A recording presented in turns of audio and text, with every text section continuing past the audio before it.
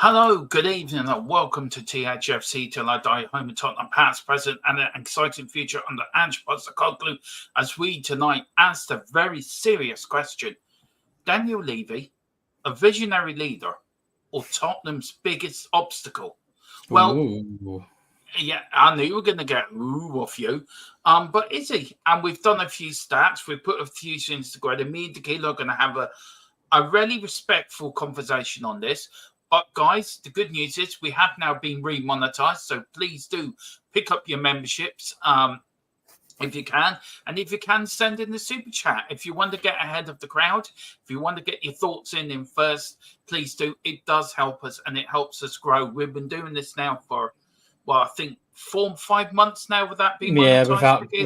Without getting other than 1 or 2 on Patreon. Yeah, it's been a dry period, hasn't it? We can't even afford a pizza. I can't even get a pizza. But we know times are tough out there. We know times are hard out there. We do get it, guys. We really do. But look, every little bit helps. It really would help us along the way and help us grow and help us bring you better and Dermo, content. also the super chats is it's like, if you want us to take the conversation in a certain direction, put your super chat in and we'll read it out as soon as we see it and answer the question. So it's going to be, we do have a set format we're going to talk about with the Daniel Levy thing. But if any of you guys put in a super chat for us, of course, we'll take the conversation in that direction based on, the question you ask us. So we want your feedback. And also, look, guys, some of you were members. And look, we can only apologize to you guys that were members before, that lost your memberships. And it wasn't our fault. We still don't know what we did wrong with YouTube, but we're now back monetized again. So the link for the membership is at the top of the chat. Hit that link, pick up your memberships. And once we get enough of you, we will be doing our member shows after every game in post-match live. We're getting you guys on. It's a members-only fan show. After every game, you come on. Doesn't matter if it's nighttime, 3 o'clock, 7 o'clock, 8 o'clock, 9 o'clock. If it's 11 o'clock, we will get you guys on if you are members. And I said also a super chat does help, gets you to the top of the list, and it does help us grow. All of this helps us grow to better graphics, better content on our march to 2K. Guys, do you know, we really would be grateful. But Tequila, how are you this evening, sir? Oh, you still there, Dermo? Right. I said, how are you? You froze for a second. I didn't hear you. Oh, okay. How are you? I'm okay. Obviously recovering from the last game. Looking forward to Newcastle, hoping for a different result from the last 2 years. I'm trepidatious because they've done such a number on us the last 2. Yeah. But to be honest, they're not in. They've got some injuries, so maybe they won't be at full strength. So maybe there's a chance. And also forgot to say, we will be doing members-only stuff as well once we get enough members. Me and Tequila was going to start doing some member stuff as well for you guys, which is just for the members. So there'll be a lot of, we're going to try to interact with all of you guys. So please do help. The link's there, and do all hit the like button, hit the subscription button. If you can, it really would help us grow. Look, we are going to talk about Daniel Levy. Now, I think we're going to start tonight, Tequila, with the news that we got dropped. Well, you got dropped about an hour ago. Yeah. So we're going to start on this. Now, this doesn't help with my sort of argument that Levy is sort of good at Tottenham. And once I read this out, it made me very angry. It annoyed you, didn't it, mate? I mean, this is from our source, who's normally got a good track record. And the source is there's no reason for him to be telling us porky, so it's all in good faith. So go ahead, Dermo. I'll let you read it out. I'll let you read it out. Yeah, I'll let you read it out. Well, now that we're remonetized, so there's no swearing for like the first 10 minutes. I think that's the YouTube rule. So I'll have to lower my aggression as well, Dermo, as I read this. But then again, I'm quite sarcastic more than aggressive. Yeah. Right. So as you guys can read, according to our source, Daniel did pull the plug on the Jimenez deal, so we were in for him. Apparently, he also pulled the plug on the Jonathan David deal. He apparently did not want Ivan Toney and suggested Solanke as an alternative for Ange. Now, Ange obviously said yes to that, so that's Ange's part in it, I suppose. But he, according to our source, Ange would have liked Sancho at the club as well, but he's got too much. We don't when price demands. We Well, don't know. basically, what it Is that wages or transfer fee? Do you think? Well, look, basically he said he would like a player that's centre at the club, but he's unwilling at this moment to meet the price demands. I think that's transfer fees and wages, personally. Yeah. Yeah. So he also thinks that the 15 million for Chiesa is too much, which, okay, that's mind-boggling in itself. It is for a player who I know he's had injury problems, but that's why it's a cheaper fee. But still, and he'd only offer around 10 million, typical before sales and outgoings. He's damaged a lot of potential deals that Ange could have made. Regardless of what Ange has come out and said, Solanke was not his first choice striker. I could have told you that, and I did. Got to give myself a little bit of props. I already kind of figured that one out.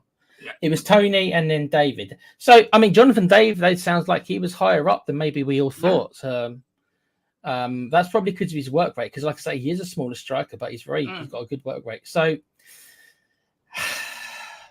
chat, how do you feel about that?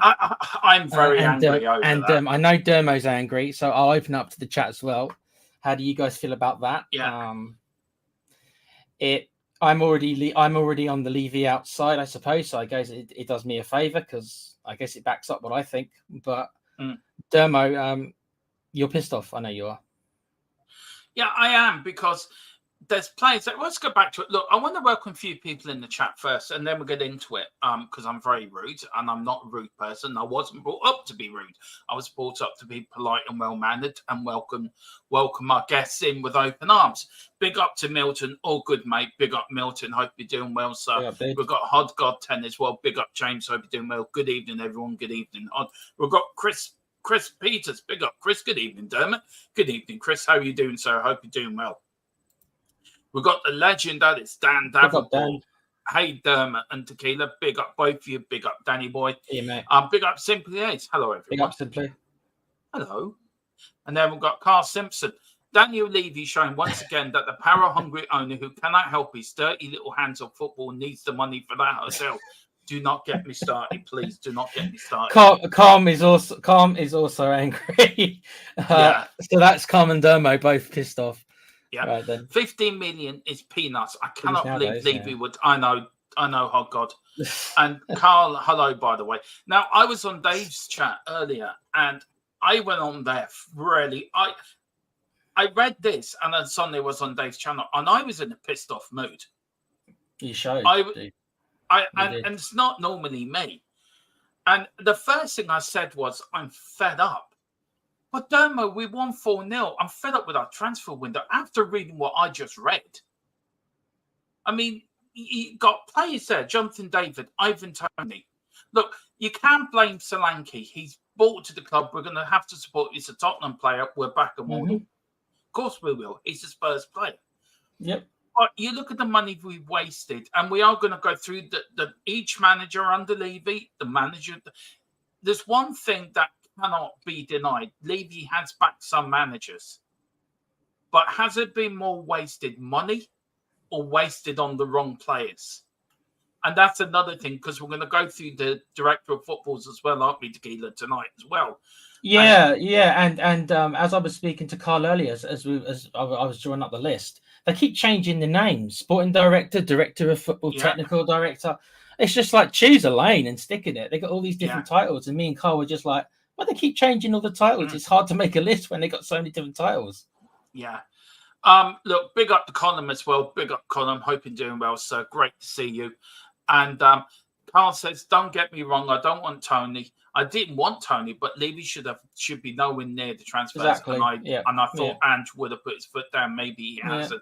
This does ask the question: is Ange a yes man for Levy? I don't think he is. But I hope not. Maybe, hope not. But hope not. Is he working in a Levy environment where he feels that Levy's got the man that's going to bend over backwards in a way? You know what I mean? I mean, I'd imagine that there's got to be a little bit of give and take, right? He knows that he can't have it his whole way. But how much give and take there is, I mean, I don't know. I mean, are we going to get to a point where, I don't know. I'm just so angry over that. I'm fuming.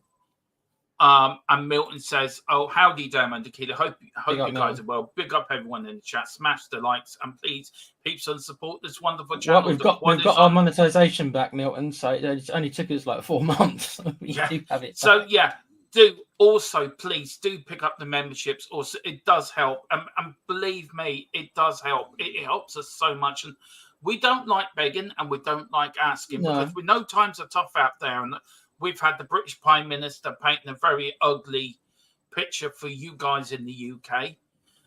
We're lucky enough in Ireland. Our economy is not so bad over here. But you guys, you're going to go through a really tough time. So we do get it. But, you know, it does help us. And we've been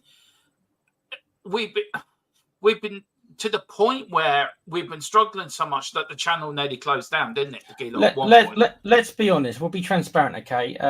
There's fees every month to keep the channel going, and for the last 5 months, we've been bleeding money.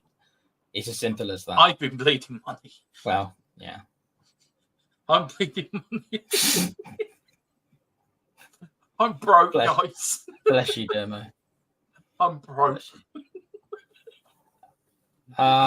Even went to the bank manager and he laughed me out of the bank. Anyway, big up to the Sassy Gooner. David is a Canadian Gooner. Stop. He wants Champions League and Lily T-Toad. All that's true.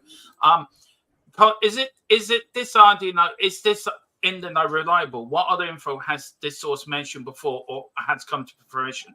Harry Kane going to Bayern Munich. Ange Postecoglou coming into Tottenham. What else? He was ahead of the curve on. Well, he was ahead in the curve on a few transfers this summer as well, wasn't he, Tequila? Yeah, we wouldn't put it out there if we thought that it was. No, this is the same. This is the same. This is the same source that told me about Harry Kane 5 weeks before he went to Bayern Munich, and we put it out. Me and Mia put it out. And we got laughed at, we got ridiculed, and we got absolute told we were talking bullshit, bollocks, everything. And we were proven right in the end. It's a proper source. A source is I trust with my life. I really do trust this source with my life. Carl says, ironically, we could have got Gimenez, Chiesa, and David for the price of Solanke. I do like Solanke though. Don't get me started, Carl. I do know what it's a striker, but it's not the striker I wanted. Hug got 10.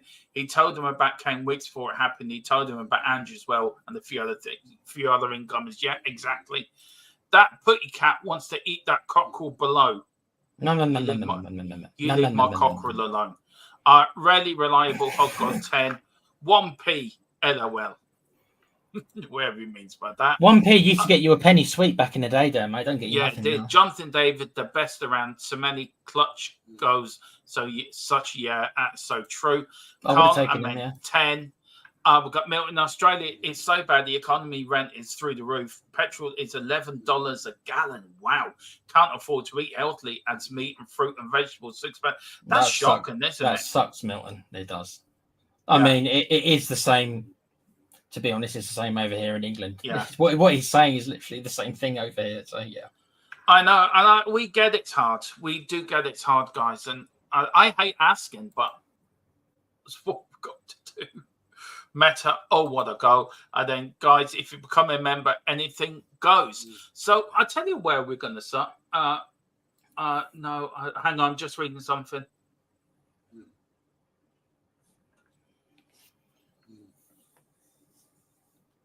Okay, Grant, thank you. Just got to answer a question from our source. So these are directors of football, guys. David Pleat, Frank Anderson took over in 2004 and left to join Chelsea in 2005. Damien Camoli left in 2008. No director of football on the Redknapp, which was rarely... Interesting. Yeah. And that's probably because Redknapp had such a falling out with the chaps from Portsmouth, didn't he? He probably refused to work with them, so they said, okay. Column, this is a little competition we're running. Do you want to read this out, Tequila? Get up to 20 members and be entered into a draw to win a signed Spurs shirt. Wow. Is that official then, Carl? Well, there you go then. That's even more motivation if you guys needed more. So please do. Milton says rent is like $1,000 a week for a 2-bedroom unit. That sounds about right. Yeah. Big up. Well, for a 2-bedroom house over here, it's €2,000 a month. Or 3,200. It is really. No, like if you live in London, mate, the prices for living in I live about 40 miles north of London, but the housing in London, mate, is you just absolutely insane. You do. Right, and then 224 Paul Mitchell came in with Poch, and then Steve Hitchen took over from Paul Mitchell when he left, and then Paratici and Lang. And obviously Paratici, of course, unfortunately had to withdraw. Can I just say the biggest idiot on that list is Steve Hitchen? For me, he bought us the biggest flop in our history. Let's be honest, which was in Ndombele. Can you honestly, Dermo? We won't spend that long on it, but can you remember a player that is bought for 60 million and then just released for nothing? No. And take his wages, which he was on, right, for the amount of time he was here. Do you think we wasted 100 million? Yeah, if you include his wages as well. Yeah, we wasted the Bale money. We wasted money on Ndombele, on Tongai. We've wasted a lot of money on players that were no good. And if you take your time, you could build a championship winning squad for the less the money that we've spent on players. And to get 1 League Cup out of 22 years under Levy's leadership is outright disgraceful. It's not a good ratio, is it? Let's be honest. It's not. And you can say, you can put, oh, we had the pandemic or we had unlucky. You could say we're in finals. We've got the Champions League final. We'll finish second or third in the league. We'll go through that later. Either for a kick here or a kick there, we're going to have been quite successful under Levy. But at the end of the day, it proves a point that Daniel Levy either cares about himself or just cares about the financial side of Tottenham.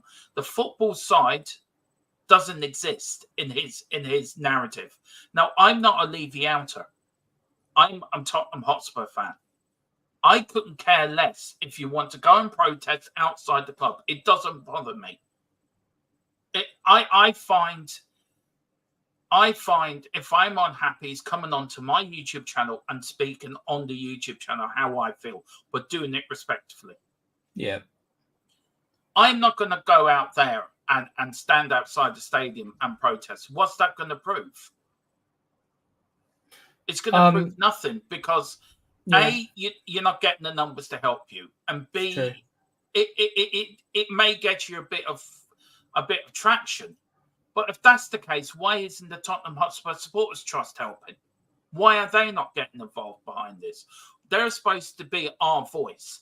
They're supposed to be the voice of the fans. So why aren't they getting behind any protests on how our club is run? But that's why they're regarded as so much of a joke, Dermo. Like all they do is they send an email or they'll send a letter, and that it's like, okay, what's that going to do? And she sent a letter. Okay, Daniel Levy probably looks at it, have a laugh, and then throws it in the shredder. Well, he doesn't. His secretary hasn't. He doesn't even read it. His secretary probably reads it and then throws it in the shredder.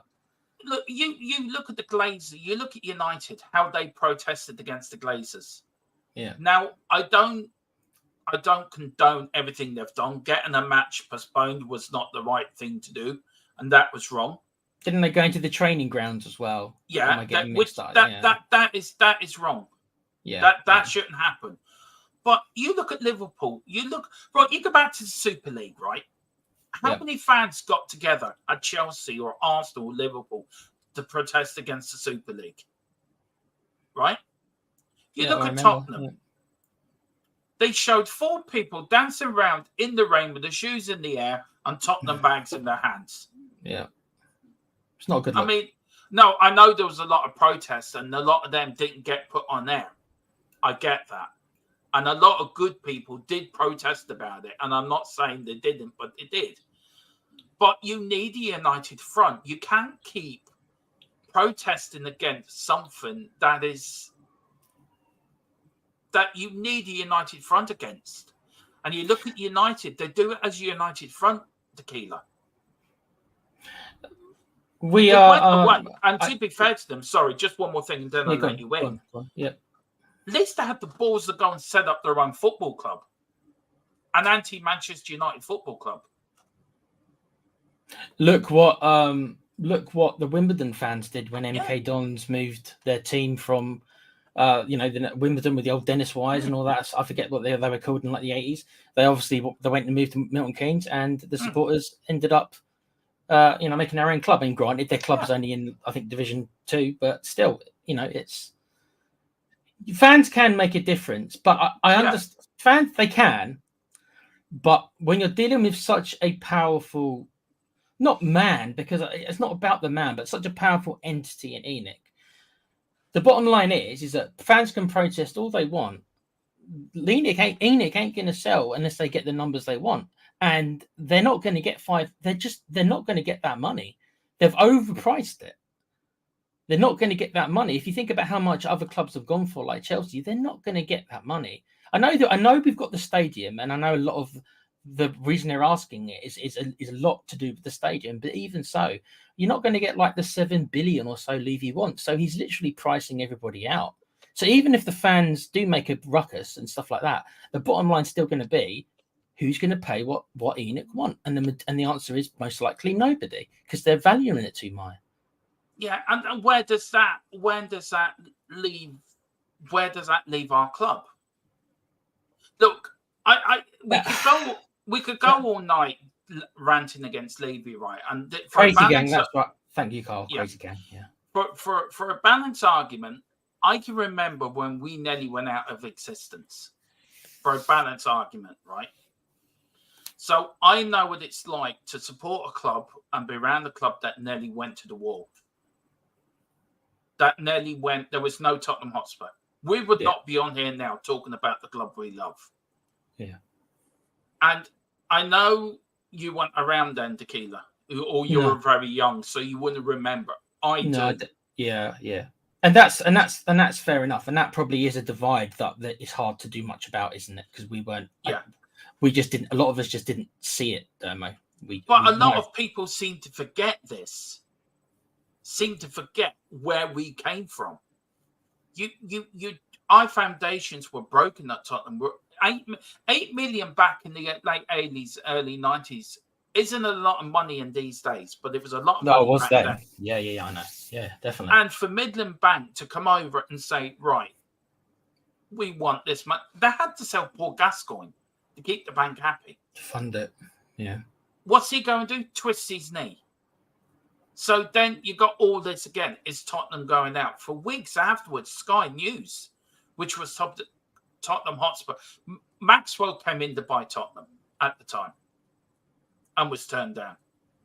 And I will give Alan Sugar and I'll give Terry Venables the biggest compliment I can give them. They saved our football club. Whatever you think about Alan Sugar, whatever anyone thinks of what he was as a chairman, for what he was as an owner, for what you think of him as a person, he saved our football club. He kept the name Tottenham Hotspur where it is. And Terry Venables, by hook or by crook, and I forget the bad things Terry Venables done. For me, Terry Venables is a legend and he's a Tottenham legend. He saved our club as well. And we seem to forget that. We seem to forget where we were. And we also seem to forget Levy and ENIC bought shares within that of saving Tottenham Hotspur. And then for the next... Get the foot in the door. Yeah, and then for the next 10 years, they bought shares and bought shares and bought shares. Then in 2000, they went to buy Tottenham once before, and Liz Sugar said, no, I'm not selling to you. And because we turned on Sugar, he said, fuck this, I'm going to sell to ENIC and leave. Yeah, he got fed up, didn't he? He got fed up. And then it's so frustrating that we are such a big club and we've got a big name and we're so successful in what we want that we haven't won anything for so long. And who do you put the blame to? Who do you blame? There's multiple pieces of the pie. Levy and Enoch have to play a role. The managers themselves and their individual decisions have to play a role. The players and their individual decisions on the pitch have to play a role. There's a little bit of just bad timing because you've got to remember that we are in the. I don't like it really, Demo, but Blackburn were the first to do it. Then it was Chelsea and then City. We're in this period of time where there's always some kind of big kind of powerful spender, which kind of like dominates. And we're in the Man City era. Before that, it was the Chelsea era. You could say before that, it was the United era. I know that Arsenal won a league or two, but generally it was Man United's time. And even though they went about it slightly differently than Chelsea and City, like Man United generated a lot of their money themselves, whereas with Chelsea and City, they are spending monies that they should never have. And we find ourselves, unfortunately, right in the middle of it. And that's contributed. Because you've got to remember, look at Liverpool, right? Liverpool generally run their club the right way, similar to the Spurs do, right? Yeah. And even the great Liverpool have only actually won one league. Now, they've done very well in Europe. They've probably overachieved in Europe, right? Winning 2 Champions Leagues. They won competitions in England. They've won European competitions. Yeah. They sold one player and bought 2 or 3 players out of that. Funded their championship charge. So Liverpool has shown that even with a good transfer policy, it's still incredibly difficult to overthrow the juggernauts that was Chelsea and now Man City. It's incredibly difficult. They've only managed to do it domestically once. Now, of course, they've managed to win nearly a cup every year, right? That helps that they've been able to win one of the domestic cups. And that's where I think the Spurs have lacked. I don't think, because we haven't won the league title, I think most people will understand why it's probably very unlikely and very difficult because of the juggernauts, the spending juggernauts we're up against. I think the problem is that we just haven't managed to bag any of the other cups, which other clubs have proven that you can do. We haven't managed to bag any, so and every year adds more and more pressure, and it's like a powder keg, and our patience with managers, as I fear for Ange this year, gets less and less, because each time that we restart, our patience gets less and less. Do you understand what I mean? So it's like we're at the point now where managers are lucky to survive a season. We had that stat that we've always talked about, that Ange was the first manager in many years to survive a full season, which is ridiculous. It is. And look, it got Jibe here. Big up, Jibe. Welcome to the channel. Do like and subscribe, mate. He says, biggest obstacle is those Levy lovers and happy clappers would soon learn their lessons mid-season how like we are when we've been where we've left with Burfield, Gray and Sarr and playing midfield. Look, just because I'm not a Levy outer and I don't shout from the rooftops Levy out and Levy's this and Levy's that and Levy's a pain in my backside, and I'm sort of will criticise Levy when he does bad, then praise him when he does good. Doesn't make me any less of a fan than you are. Doesn't make me any less of a fan than Tequila. I think buying the likes of Bergfield, Gray, Sarr, and I don't think we are going to be left light. I think we could have done with a left back to cover on the left side of midfield. I think we need a winger as well, and we need a number 6 or a number 10. But just because I'm not shouting off the rooftops doesn't make me a Levy lover. And I find that very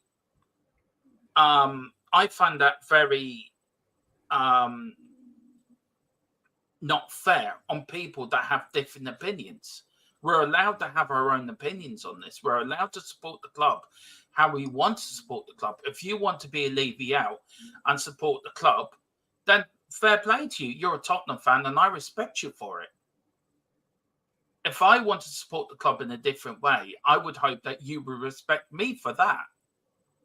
I'm not happy. Of course I'm not happy because I want my club to succeed. Yeah, go on. Sorry, what's the gentleman's name? GD, is it? Sorry if I'm pronouncing that wrong. I understand where he's coming from because he's very frustrated. This Levy in and out stuff, we use it as terminology because we can't think of anything better.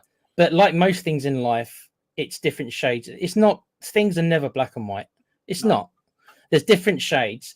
Now, I said I'm Levy out because that's the easiest way to describe my vantage point.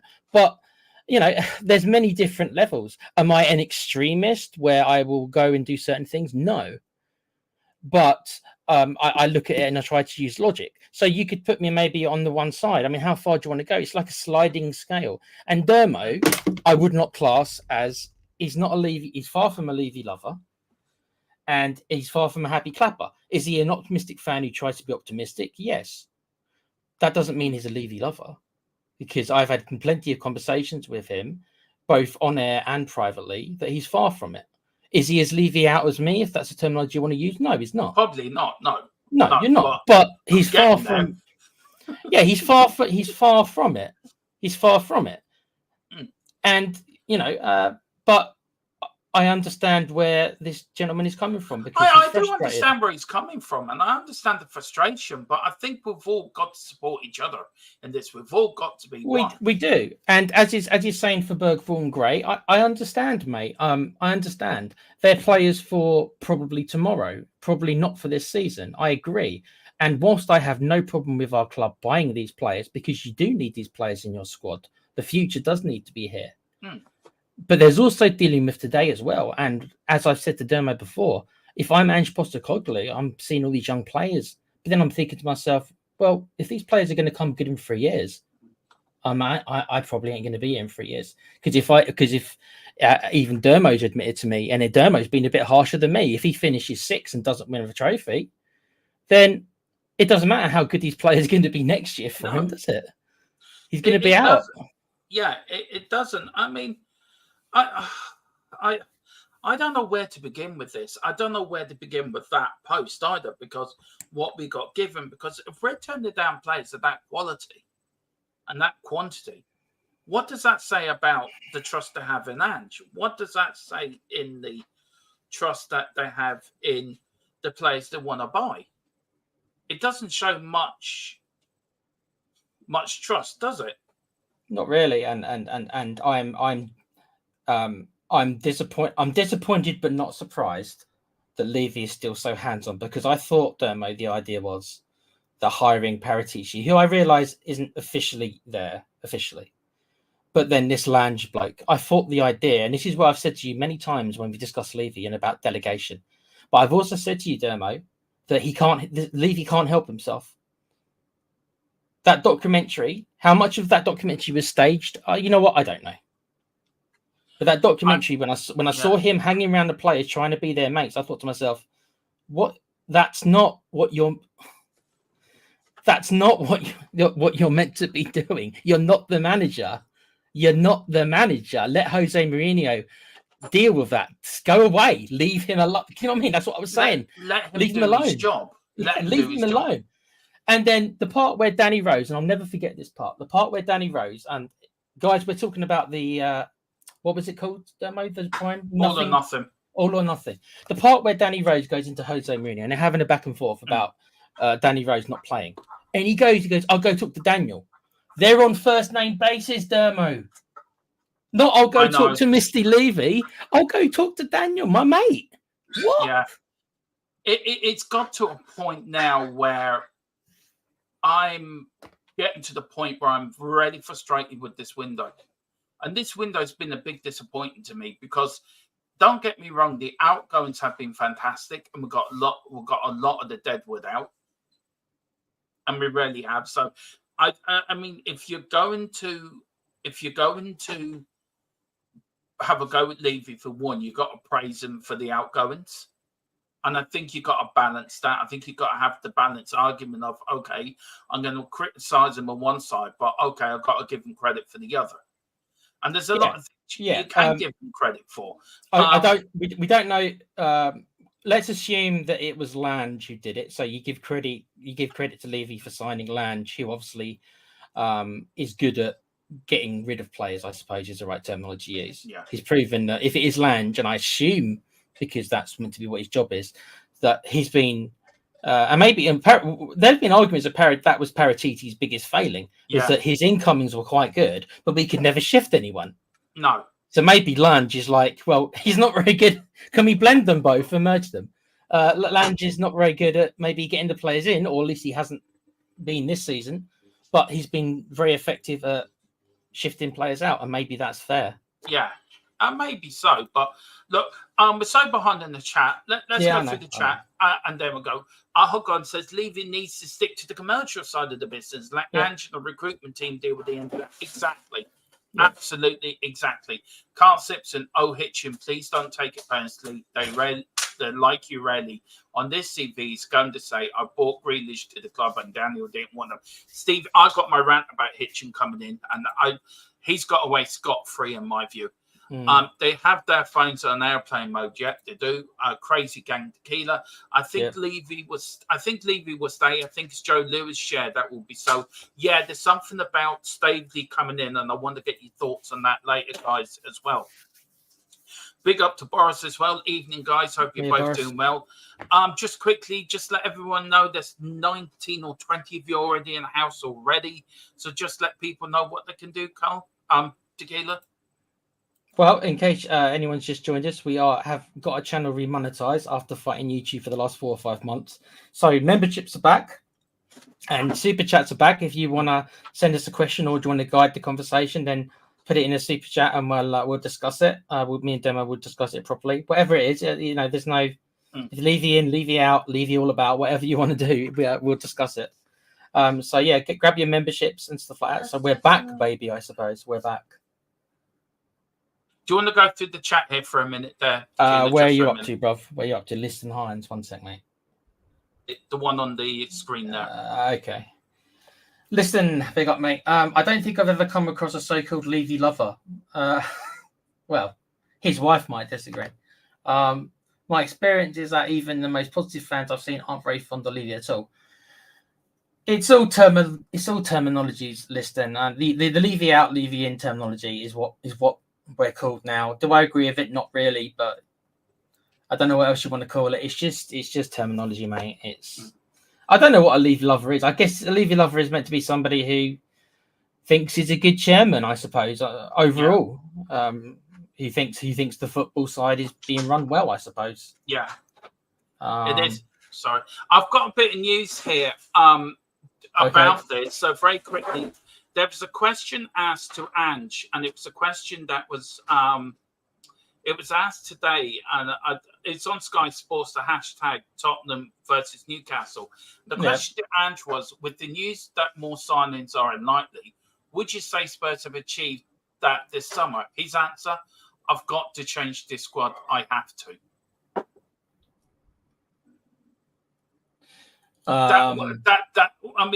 That just tells you everything in one word. Ange's not happy. Well, maybe he's realizing, and I called him out for it at the time because I thought it was a silly thing to say. A lot of people have told me, oh, what else was he meant to say? Well, I can think of other things he's meant to say. You don't commit either way. You kind of deflect the question a little bit. That's what you do, in my opinion. But because he said what he said about challenging for the league, and I'm sorry, I thought to myself, mate, don't say that. I thought it was a massive blunder. He didn't say challenging for the league. He wants to be challenging. He wants to be in the place that we're in the top 6 in a title fight. Well, I don't. He never said I'm going to challenge for the league. I think a lot of what he said was slightly misquoted by some. He said I want to be challenging. Fine, that's fine. But I would say, okay, so that's left to interpretation. So, but when I hear that, I picture top 3. Maybe I picture top 3 challenging. Yeah. I picture top 3 kind of thing. That's how I've read it. And you're right, Damo. Fair enough. People might read it differently. Yeah, he has a right to say that, and he has a right to want that. Well, the thing is that maybe he really believed that's what he was going to get. When he said it, maybe Daniel has said to him, "Yeah, mate, we're going to be spending 300 million," and he thought, and you know what? If I would have said something similar. If I thought I was getting 300 million, free reign 300 million to buy the players that I wanted, maybe I would have been like, well, yeah, then I probably can build us a good team. They have spent 300 million. Yeah, but so much of it is not for the first team right now. I know. It's probably for next year or the year after. I know. The only first team player we've really bought is Solanke. So you can say that the other 240 million or whatever has been spent on potential, which is fine. But I don't think Ange probably meant that. I think Ange probably thought to himself, oh, okay, because now it's like, well, it's like if you asked him now, he'll probably say like, yeah, in a couple of years we'll be challenging. No, Ange doesn't work like that. And I know I've seen enough of Ange to know what he means, and I've seen enough of Ange at Celtic to know what he means. And what's frustrating me about this window is we haven't backed him. He wanted a striker. Yeah, we could have got Ivan Toney. We could have got Jonathan David. Who did we get? Solanke, who, okay, had one good season last season. And I hope he does well at Tottenham. I really do. I hope he does well at Tottenham. I hope he bags in 25 goals this season. But we could have gone for so much better. And who's that? Who's the fault with that? It's the transfer team, and it's Levy and the transfer team. They give Ange an option. It's like going into Tesco and saying, right, I want you to buy.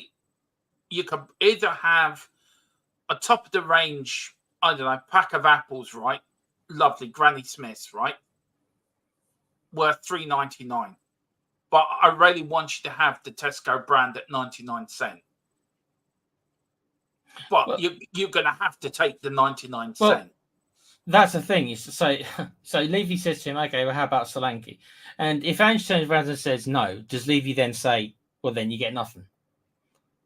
Or does Levy then say, well, what should happen if Ange didn't want him really? What should have happened? And then Levy says, okay, then we'll go back and I suppose start again, even though the clock is always ticking in a transfer window. But that's probably what should have happened. If he didn't want Solanke, really, then Levy should have said, okay, we'll try and find someone else. He's here now, and we're supporting. And he's a Tottenham player, and we're backing him all the way. And it's true. The problem is, though, Dermo, is you know just as well as I do that if Solanke doesn't perform for Ange, it won't be Solanke who gets fired. I know. And this is where we had it before with Eric Dyer, Davis, all these players. Look, we can go on and on. I've got a few bits of breaking news to bring you guys. So I want to bring you these. It's been stacking up, so we'll get for you. It's about what Boris is saying. Reguilon could be on his way to Galatasaray. That's the latest I'm hearing on him. Okay. Celtic player Jota is joining Rennes on loan from Isla. I would have loved Jota at Tottenham, by the way.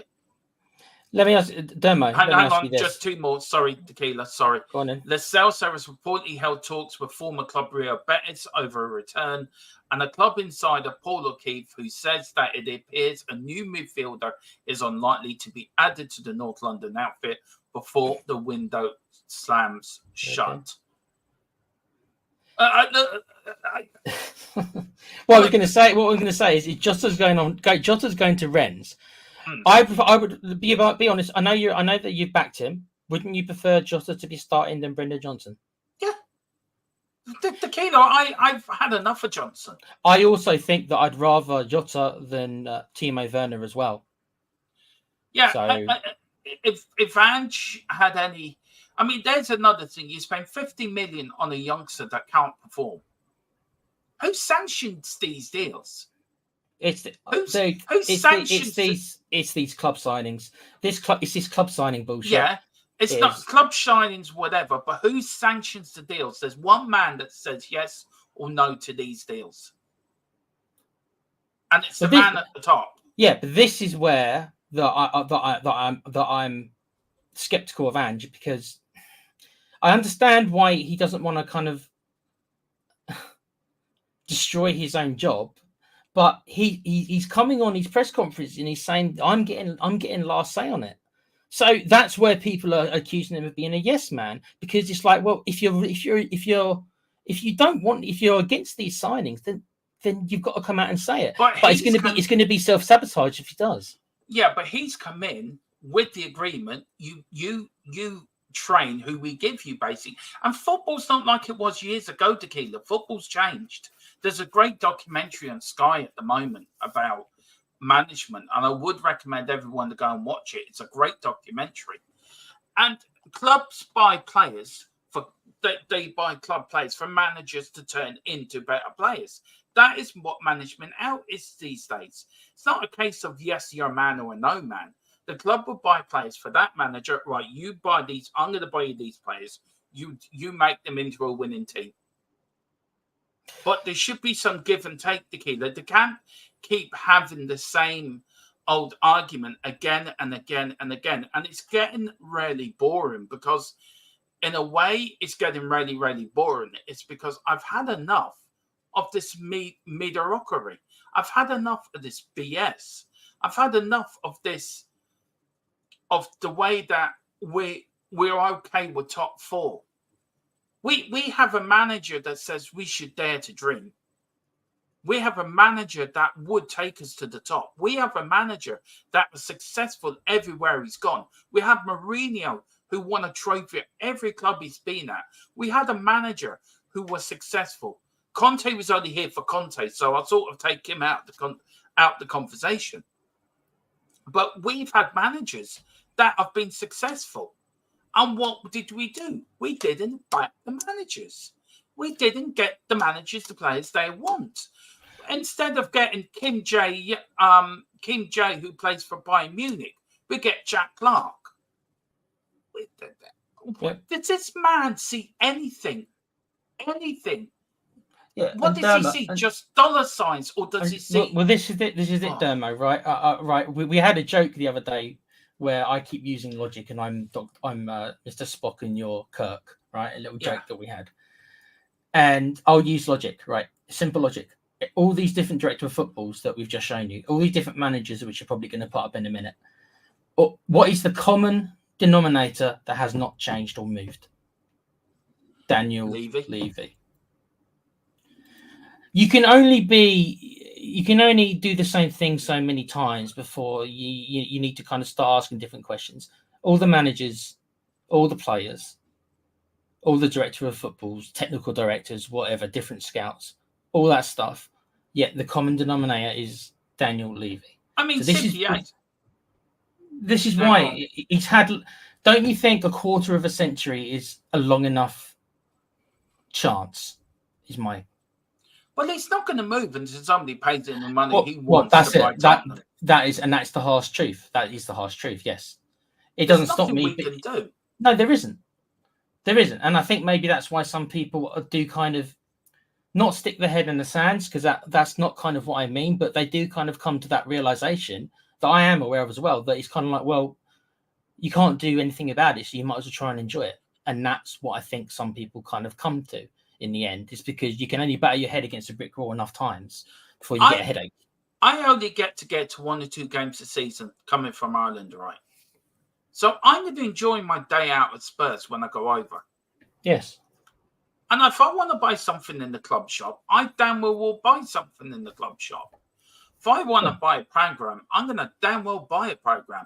I'm not going to have somebody saying to me, you cannot do this and you cannot do that. I'm going to do what I want to do. But when I come onto my Tottenham channel and I'm not happy, I'm going to say I'm not happy. Well, of course, dude. No, I wouldn't expect anything less, bruv. But if I only get to 1 or 2 games a season, I want to enjoy my day out with Spurs. It's like I can't go to every game because I live in Ireland, and if I could go to every game, it'd turn out to be damn well expensive. But I want to go and enjoy. How many managers have we been through in 22 years? How long have they last? I mean, 1 trophy in 22 years is unacceptable. It really is unacceptable. Yeah, it's with the exception of a couple of clubs who are maybe of a similar stature, are like an Everton and maybe in Newcastle, maybe. It's one of the biggest dry spells for a club of our size. There's not many clubs of our size that have gone so long. Like I said, I've given you 2 examples, maybe. Of Newcastle, Everton. probably longer. Everton and Newcastle are the 2 that come to mind of big clubs, especially in the area. Newcastle's a massive club, especially in that. It's a 1 city club, don't I? Yeah, so, it is. It's massive up there. So, yeah, you could say they're long overdue. And I'd say that Everton considering how big they were, especially in like the 80s and everything, they've probably fallen from grace alongside us as well. I don't like saying it, but I call it as I see it, and I think those are the big three which are probably long overdue for a trophy considering their size. Simply as I said, there is a reason why lots of managers have rejected Spurs. The reason is Daniel Levy, correct? Micah Zappa, big up Micah Zappa, bigger sub-school, low balls, good players, has his pants pulled for average players, not interested in winning stuff at all, only interested in money coming in. Just a Ponzi scheme for clappers. Ponzi scheme, yeah. I don't understand what that means, but maybe because I'm old. That's fine. It just means like, just think of it as just a con, Dermo. Just think of it as somebody conning you. If we're not replacing Skip or Højbjerg, my argument is, why the hell did you get rid of one and make us weaker? I know. No answer for you, Carl. I haven't got an answer for you, mate. I didn't want Højbjerg to go. And all the people that, Højbjerg needs to go, Højbjerg, we could do with them now. I hope Levy isn't leaving it all about the dirty dog. Simply as in 2018, 2019, we had a better chance of winning the Champions League final if we did not sell Dembele, but Daniel Levy had to make some dough. Yeah. Simply Ace, and we've got someone like Zaha. I know, don't get me going on this. I still think there will be two in at centre midfield. I'm telling you now, Carl, if we get two people in, I will be dumbstruck. So will I. Can't see us finishing higher than fifth at best. We don't have enough depth. We have unproven 18-year-olds, and that costs about £80 million. Yeah. Okay. I'm trying to hang on. Well, simply, I put this at 6, and I still think that's the most likely situation. I've not seen anything to make me think anymore. I'm the more I'm getting from my source about Daniel Levy, and I'm waiting to see can we use it or not, the more I'm getting angrier. I swear to God. The more I'm just getting angry. Liston says, did you see the clip of Sven Goran in the documentary? Did you see the clip of Sven Goran in the documentary? I've heard of it, yeah. I've heard of it. Just came out. Sven tells the story of the meeting he had with Abramovich, where he advised him to buy Chelsea instead of Spurs. And yeah. Thanks, Sven. And may rest in peace as well, by the way. Indeed. What a way. I mean, can I just say very quickly, change the subject. He did go out with some dignity, to be fair to him. I thought he was very brave with that statement he put out. Yeah, I did. I'm just waiting for if I can use this or not. But I'm just waiting for it to confirmed. And if it's confirmed, I'm done. I am then done. I'm officially done. See, I haven't seen this. I must be missing something. I think Levy doesn't want us to go any further than fourth. It's Champions League to appease the fans. If we get third, there would be more pressure on Levy to push. And that is the problem. It's just fourth. That's it. We are the fourth. Yeah, it's because go on. It's because the prize money for getting first is not significant enough for him to invest the money required to get there. So the Champions League is the golden goose, and that's all that matters for the financials. Yeah, but I just don't know. I'm really fed up. I am he's not a football man. He never was. He's not a football man. He's a businessman. He's not a football guy. I can understand everyone being anti-Levy. I get it. And I've always have get it. I've always have got it. But the more that bit what I read tonight, what I'm reading now, and I'm waiting for it to get confirmed if it's correct or factual. I'm seething. But I don't want to become a channel where we're like a massive. I don't want to become like these other channels, and that's the problem, Tequila. I want to stay down this middle road where I am, where criticize if he does bad and praise when he does good. Well, you can, bruv, you can. I mean, just because you and me feel that way, Philip's on the channel, Boris is on the channel, and they might still be okay with it. So it doesn't. I don't think they are. We can't speak for them because no, you can't speak for them. We'll see what they feel next time they're on. But I'm with the point I'm making. I don't want to go down the road of ranting. I don't, because I love my club too much, and I've seen enough of my club, and it's no good for my mental health, and it's no good for my own health either. Right? Yeah. So this part is different. Yeah. If it is affecting your mental health, that is where you do need to step in, bruv, because you can't. Yeah. You need to somehow, easier said than done, but you need to somehow not block it out. That's the wrong word to use, but I've always gone down the road of in the middle, and I'm going to stick to that. I'm not going to judge from that. I'm not going to make this channel like we've always been on this channel in the middle. Criticize when we need to, praise when we have to, and there's a lot to praise for. There's also a lot to criticize. But what's got me more is that we had such an opportunity this window to take a leap against the teams ahead of us, and we haven't taken this. We haven't taken this chance. We had a chance and we didn't take it. And for whatever reason, we just didn't take it. And it's so frustrating because we can be so much more than what we are.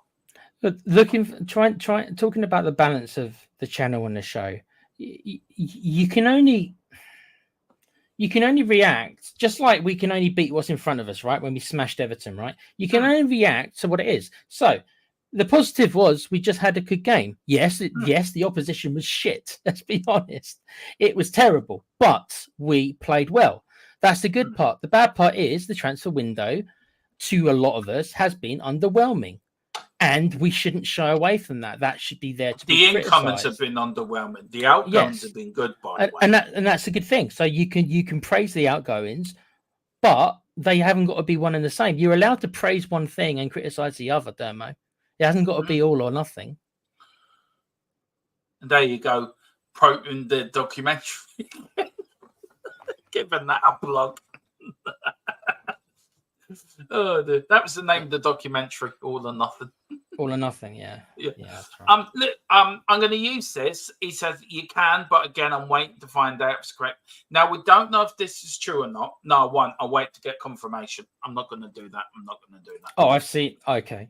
Yeah. Well, if that's, I'm not shocked to read that, Dermo, but I wouldn't be because I that doesn't shock me. Yeah.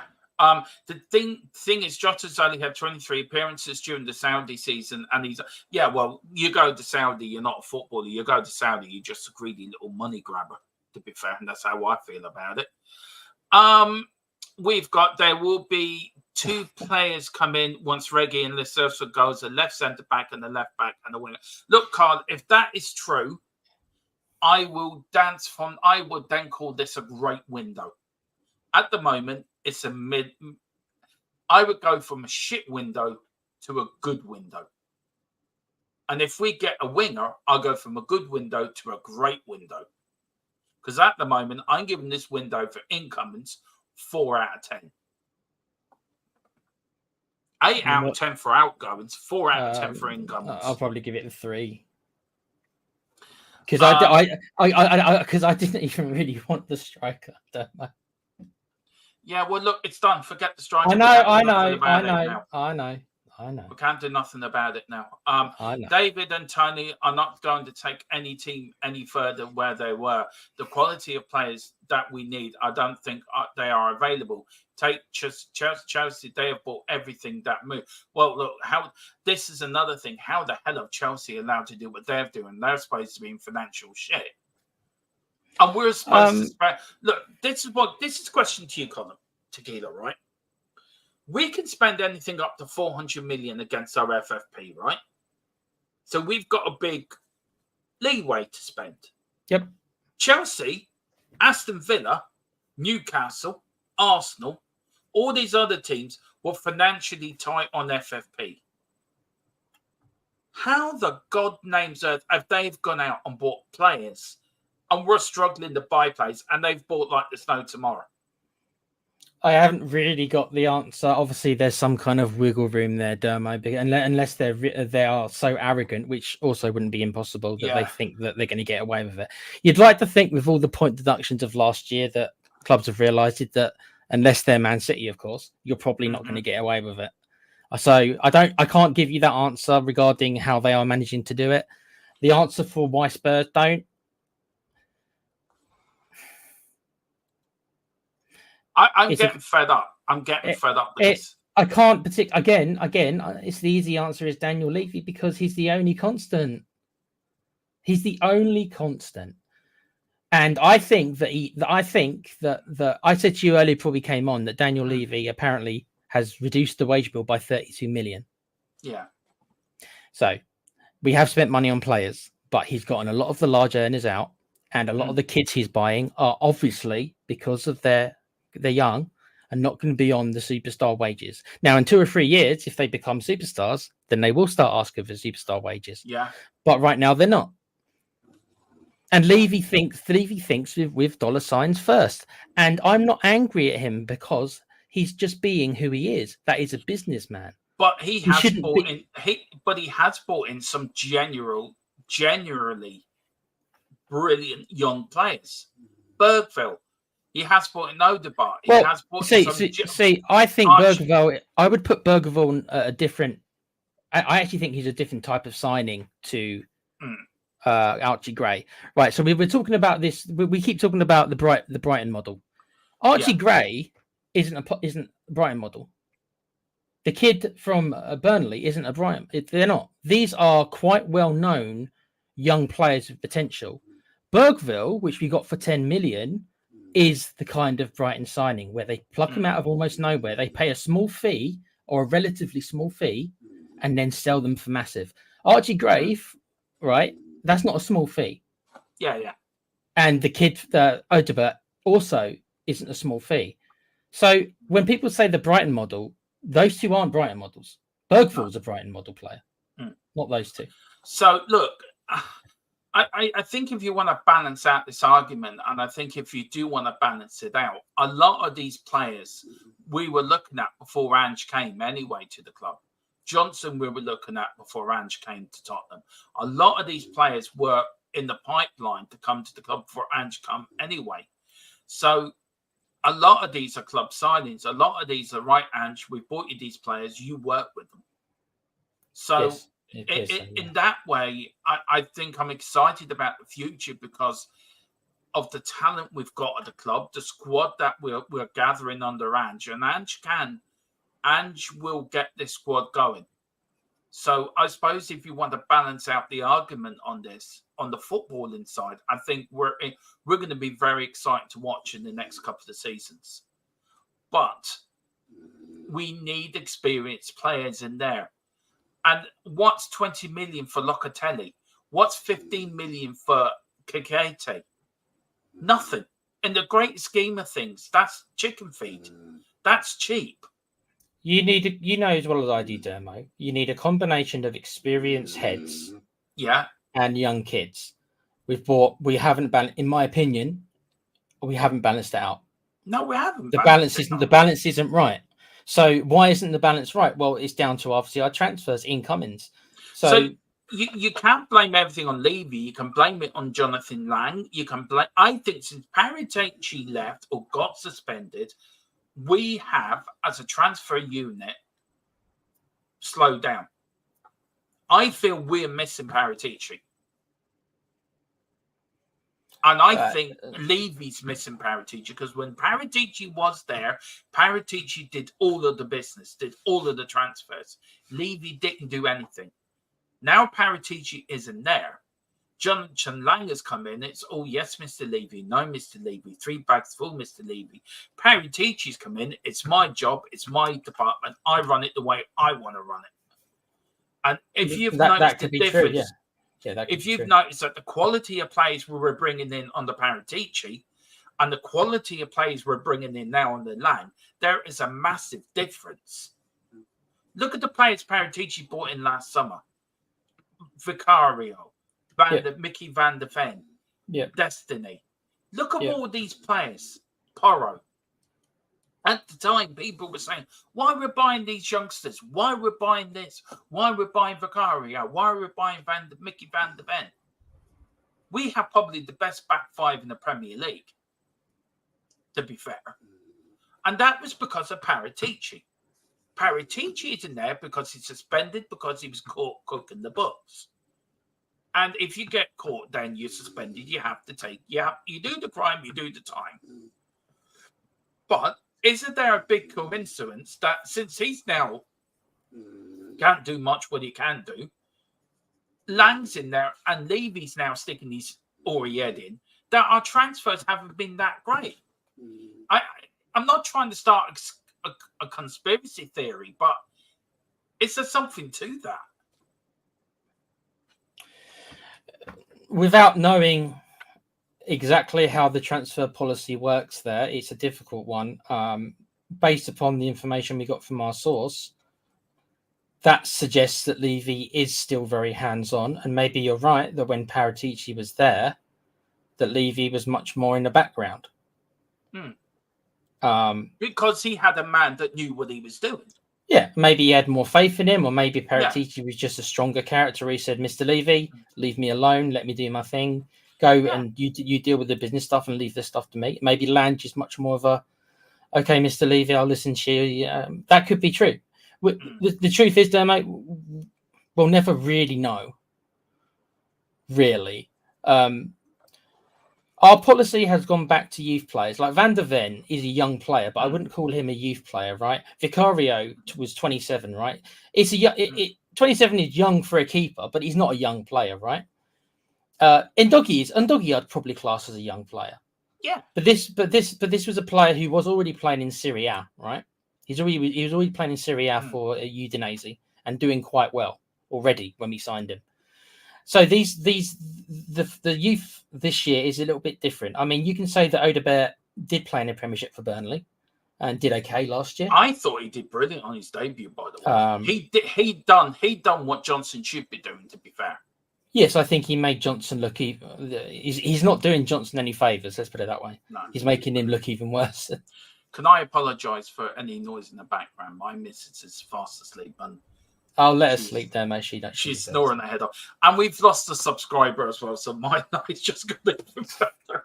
Not sure why. I don't know. Is it because we were slagging? I don't know. I thought we'd been pretty fair, to be honest, but there we are. Yeah. It says Dermot, Hot God 10, Dermot, you control the narrative, so we don't have to go down the Levy out route to ruin the show. You have a balanced view, and it's why I love your chat. Well, thank you so much. It means a hell of a lot to me when people say that. I do have a balanced view. I just get frustrated like the rest of us. We all want our club to do well. We all want our club to win. We all want our club to win a trophy. But I am not going to go down the route of... I'm not going to go down that route because I just won't. I won't let myself go down that route. I always like a balanced argument, a balanced conversation. And that's what this channel is about. This is what, at the heart of this channel, this is what the soul of the channel has always been about. When I started this channel 3 years ago, was to have that we could have balanced arguments, balanced discussions, balanced debates, but everyone respect each other. And we do that here. Nobody goes on massive rants. Nobody attacks each other in this chat. And it's the way it should be. We've got Simply A saying over the last 24 years, ENIC ownership has been a big headache. Can you just carry on for 2 minutes, Tequila? Sorry, just got them off for a minute. 1 sec. Hot God 10 saying, Dermot, you control. Okay, you already covered that one. Sorry. Carl Simpson, Daniel will not back a manager properly until he gets his desired manager back, and that is Poch. Poch, I've phrased it before, Carl, that Poch is the most ENIC resistant manager there is. In other words, that he can work within that system better than anyone else, and he managed to resist the leaviness and the ENIC stuff. You know, it's like Frodo having the ring of in the Hobbit films, the Lord of the Ring films. Yeah. It's like Poch was Frodo, so he could resist it longer than others. In the end, though, it got him, though, just like he did in the film. Simply Ace is saying, we have had chances over the last 24 years, and we have never taken our chances. We can't be surprised. You're right, 100%. We have had a couple of chances, and as I said yesterday to Dermo during our little preview, Daniel Levy himself, because he fired Mourinho 5 days before, literally reduced our chances of a trophy. He literally reduced our chances. He couldn't wait 5 days because of that. And the reason he couldn't wait 5 days is because of the financial. So he chose money over. So he chose money and decreased our chances of a trophy. It was far from guaranteed we were going to beat City, right? But we had more of a chance with Jose Mourinho than we did with Ryan Bloody Mason, and no one's going to convince me otherwise than that. Well, look, okay. Well, look, I'm with Carl. I'm always going to remain optimistic. Carl is laughing though, so I don't know how true he really is. Carl's rocking back and forth right now in his chair, Dermo, pulling his hair out. That's what Carl's doing right now. Oh, hang on. I may have some good news. I'm going to ask, can I use it? Because if it is, this changes everything. Carl Simpson saying, at least we haven't sold Richie as well. I wish we would have. Boris, I can't explain it kind of how they have managed to do it, but it would be just rumors, so I don't get into legal issues for slander. I'm not sure what you mean, Boris, mate. Sorry. Look, the buck always does stop with Levy. Yes, it does. But can I just say the good things he's done? Can I balance this out? The good things he's done. Okay. Right. We've rarely had to go with him for the worst things he's done. For the balance of the argument, can I now balance the good things he's done? Is that all right? You can try, yeah. Okay. Right. Well, firstly, I have a little bit of breaking news.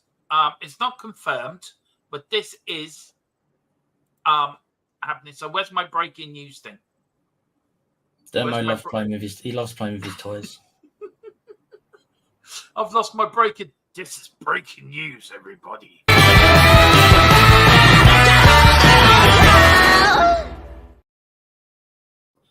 It was that good. I'm going to play it again.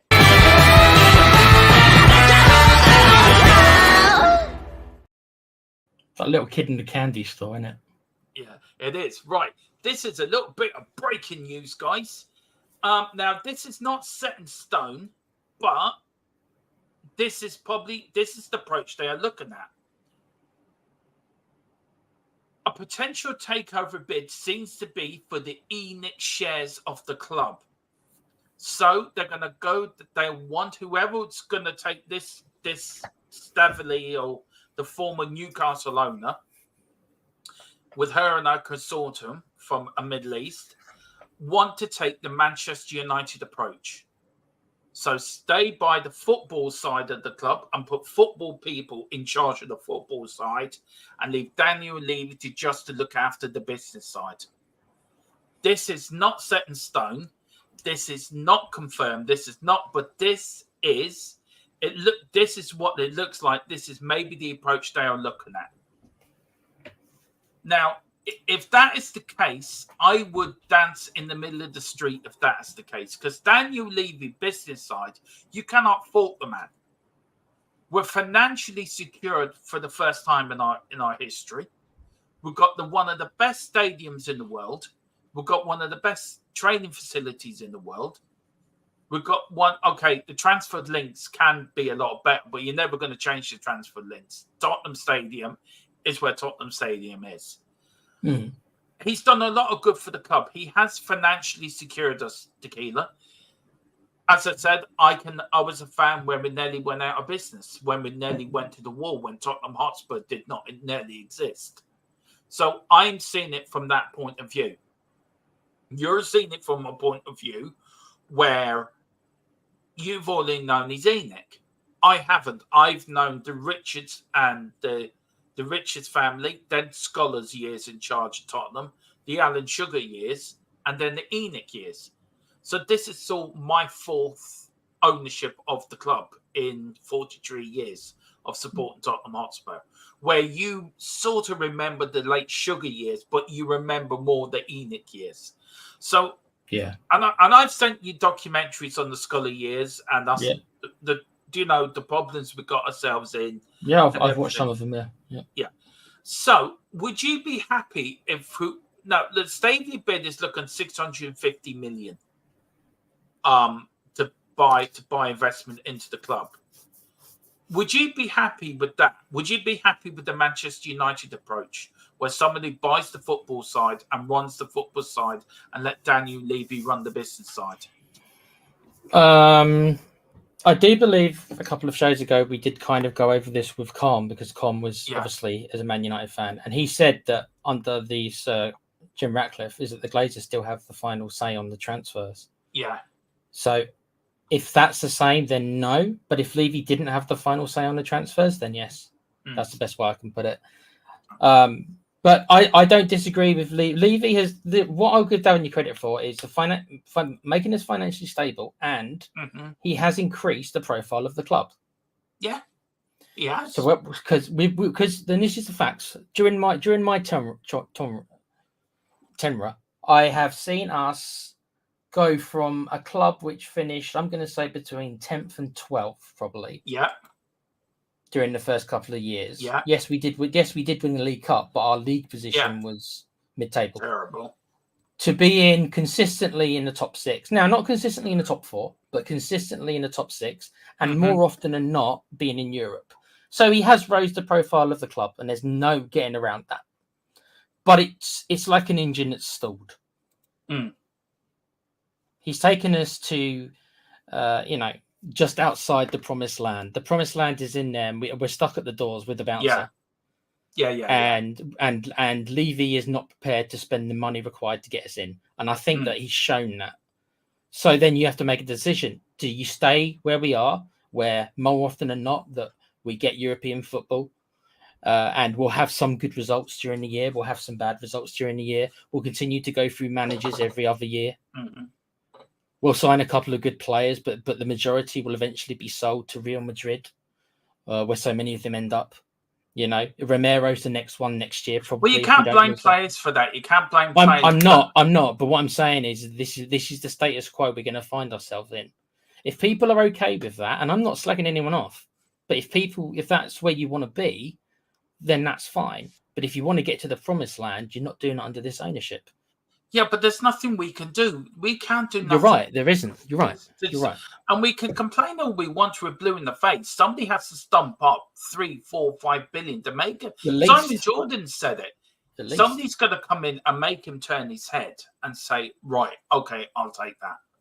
He's also gone on record to say he's got 30,000 shareholders because Tottenham is a public. I think Tottenham are a public limited company now again. They were private, now they're back to a public limited company. He's got a board to look after. He's got his own interests to look after. He's got Joe Lewis's shares to look after. Look, if we're going to go down the Manchester United route, and that means Daniel Levy's just in the business side, and we get football people in to do football things, I'm happy. Because at least then it's football people making football decisions. At the moment, we've got business people making football decisions that are not making very good decisions. But you are right. There is praise to Levy to be held. We were probably one of the few clubs to come out of the pandemic, probably healthier financially. We're also, with the loan on the club, with the debt on the club, it's the most affordable. It's probably one of the best debts you could have at a football club at a very low rate, paying the loan back. Also, so you got to balance it out. You can't slander him off for everything. Where the argument that the good points do have to balance out the bad points, and maybe the bad points balance out the good points a bit more. But there is good points there. He's not all bad. He's not a Glazer. Can you imagine if we had the Glazers in charge of Tottenham? Dermo. No, as I said earlier, nothing's black and white. Of course, he's not all bad. And this isn't me. I make little jokes about Levy, but I don't think he's the devil incarnate or anything like that. I don't even particularly call him a parasite. What I do is I call him a businessman. And most millionaires who are businessmen, normally they don't do things. They're not the nicest of people because you've got to be ruthless to get that far in business. Unfortunately, that's the way that it is. the Night of the Republic. I love that sort of Star Warsy. It's based. I think there was a video game called Knights of the Old Republic. Yeah, there was. Yeah. Do you want to tell people what they can do, Tequila? I leave you to this, but you're in charge of you're the Daniel Levy of the channel. So God, Daniel Levius. God, Levius. Yeah. So, guys, in case you didn't know, I might be repeating myself for some of you, but I know that there's been some people come in the chat. We have managed to get our monetization back. So normally this would be the point where we'd plug Patreon, but that's not required anymore. So we are back on YouTube. So if any of you guys would love to give us a couple of bucks as a membership or throw in a super chat, if there's something you want us to talk about whilst me and Dimo are on the subject, it hasn't got to be about Levy. If there's something that you guys want significantly for us to talk about, if you put it in a super chat, we will shut up about my mate Danny and talk about it. That's the point. But yes, we have memberships back, so please join if you guys have good for us a couple of bucks. That'd be great, because we've got families to feed. Yeah, be like Stephen Cartwright. Look, Stephen Cartwright's a member. Big up Stephen. Big up Stephen, mate. He got his memberships back. Big up Stephen. He never quit on us. He stood by us. He did stand by us. He stood by us to the end. He was on the Pittock line with us. He was there with his sign. Give THFC back their money, make them monetized again. Big up Stephen. And then we'll go to that night probably. I feel though, Dermo, this is me. I do know my own name, Dermo. Yeah, I do know it's me. So I'm going crazy and I've lost the plot. I told you, him and Carl, we're going to lock them in the room until transfer deadline day, and we're going to go in there, and they're both going to be absolutely bald like Levy because they've pulled all their hair out in their chairs. I'm already starting to go bald. I know, Dermo. It won't take too long but anyway, I don't know what else to do with you. What else are we going to do with you? We've got to throw you in a room and look after you until after transfer day. Don't worry, tomorrow night we've got the Europa League to talk about. Oh yeah, that's going to be. I've got to put that together yet. Night of Republic. I just feel though, Domo, that Levy's all about profits and advert money. Look at the 2019 summer transfer window, reaching the Champions League final was huge, and the club never backed Poch. Which brings me on to a good point, which I did put a lot of work into for you. Go on then, let's bring them up. Yeah. We'll go through just the rest of these comments here, guys, because they are here. Hell no, it would look like Father Christmas had his head shaved. You're all wrong. You're all wrong. Daniel Levy is the unseen brother to the Mitchells. Peggy. Lock Levy in his office, in his hotel plus let somewhere else manage the football side. United Republic. Dermo, I agree. Levy has his positives, but the business is only 50% of the job. That's the point. Mm-hmm. The real results are on the grass, and we lack ambition to match. Exactly. Our motto is to dare us to do. Where's that gone? Well, that might be Spurs' motto, but I don't think it's Enix's motto, which is the problem. I'm a massive, you know how massive I am for Spurs history, Tequila. And that's another rant I'm going to get onto too. As well. I heard something, by the way. I don't know if I should say it or not, because I might upset you there, Mo. Should I say it? Okay. I heard this is on X, right? I'm going to say something, Domo. No, I'm not. I'm going to say it. It might upset, but I'm going to say it anyway. I am going to say it. I know. I'm arguing with myself to say it. I am going to say it. On Twitch, apparently, they put up a big go-karting thing in front of the stadium, and where there should be statues, and somebody took a picture of it, and I think they put, "Where's our statues?" And that just says, that Enoch won't put statues out the front, but they'll put a big advert for their goddamn go-kart track. And when I saw that, I was just like, yeah, right. Look, nobody's massive Formula fan than me. But there should be a statue out there, shouldn't there be? There should be. Yeah, don't get me started. That's why I wasn't sure if I wanted to say it or not. Yeah, well, I am going to get started on that in a minute. Believe that Tottenham, this is from Wilton. This is the man I look for. Him and Philip Brady is the men I look for guidance and experience and isn't it really? Tequila, these are the people we look for. These are the people that I've seen it all before. Nothing beats experience. I believe that Tottenham Hotspur will be huge again, football-wise, but it would take time. Wilton says, I've seen it. I've seen all the years. I would say this. I would say Sorry, you read this out with your tequila. Sorry, my teeth. He's just saying I've seen all the years, and I would say be careful what you wish for. Yeah, the grass isn't always greener, but sometimes it is greener. So, oh, you're so safe for now. Then, she says she is asleep, Boris. Carl Simpson, calm down, Carl. We ain't wanting to get hit over the head by the missus seeing these messages.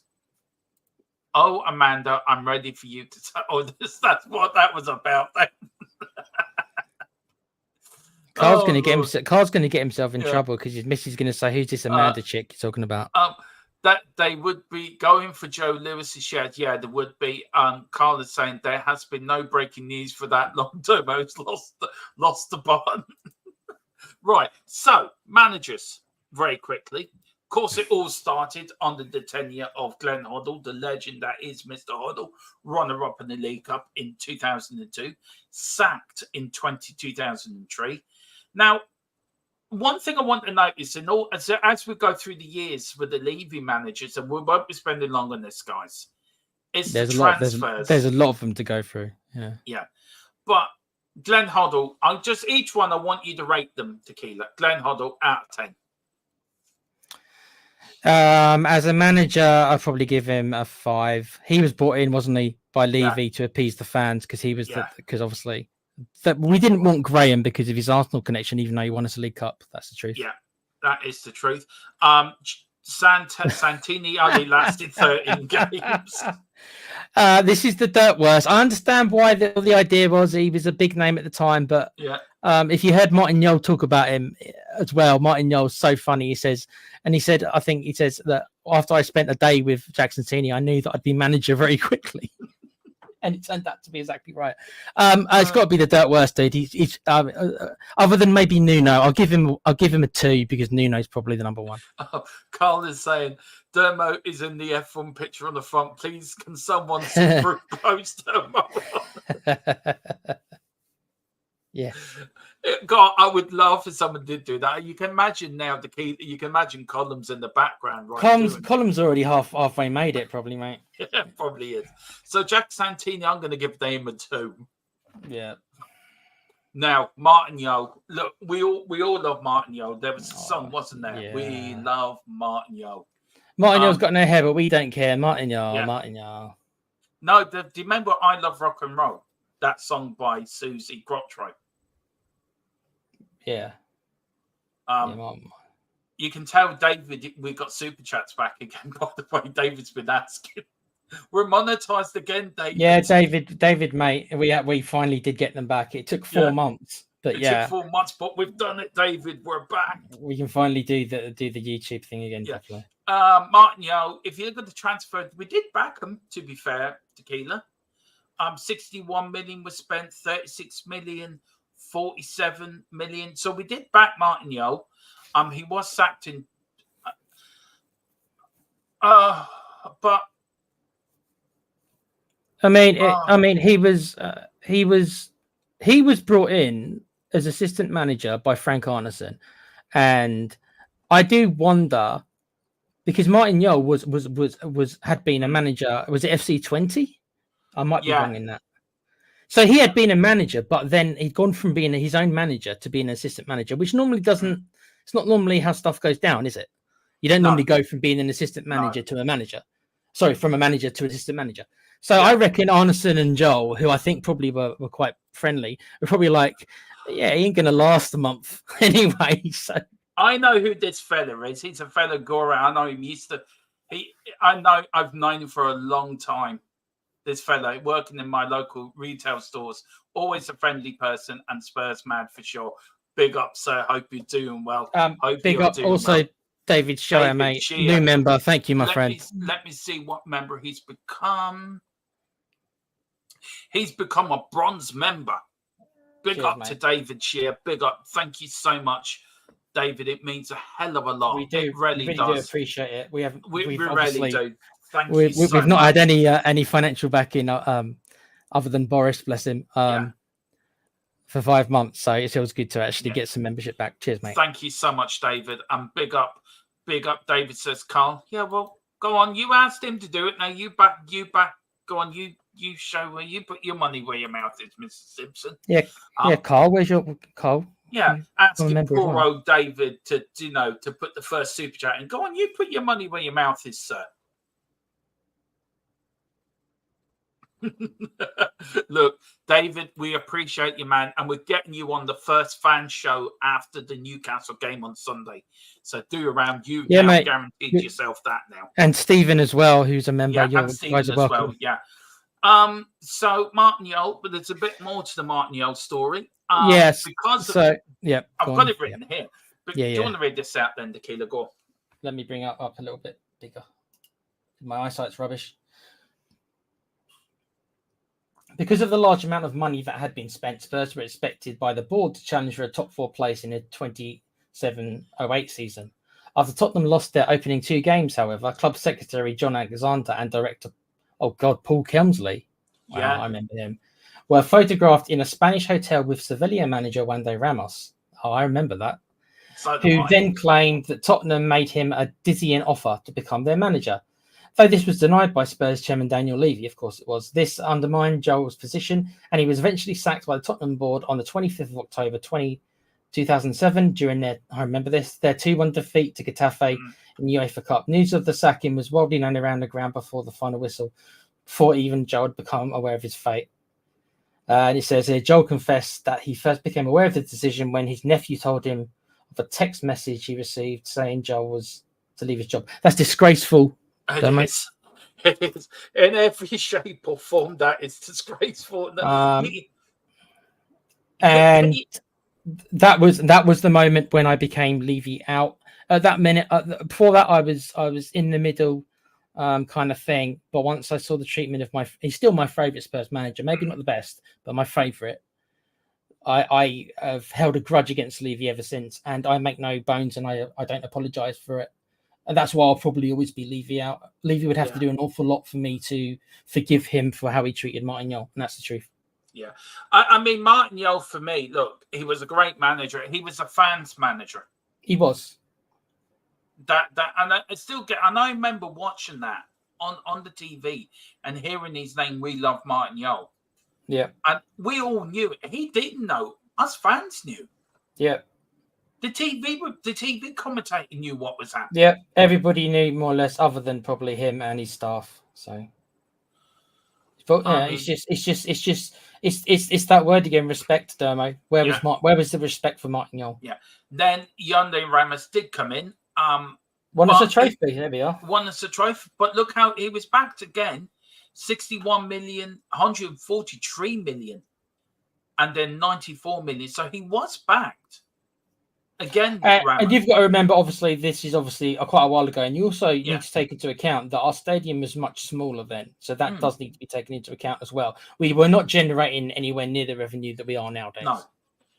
So look, we're making a loss every season: 55 million loss, 22 million loss, 71 million loss. So, but he didn't stay very long, and then next came in Harry Redknapp.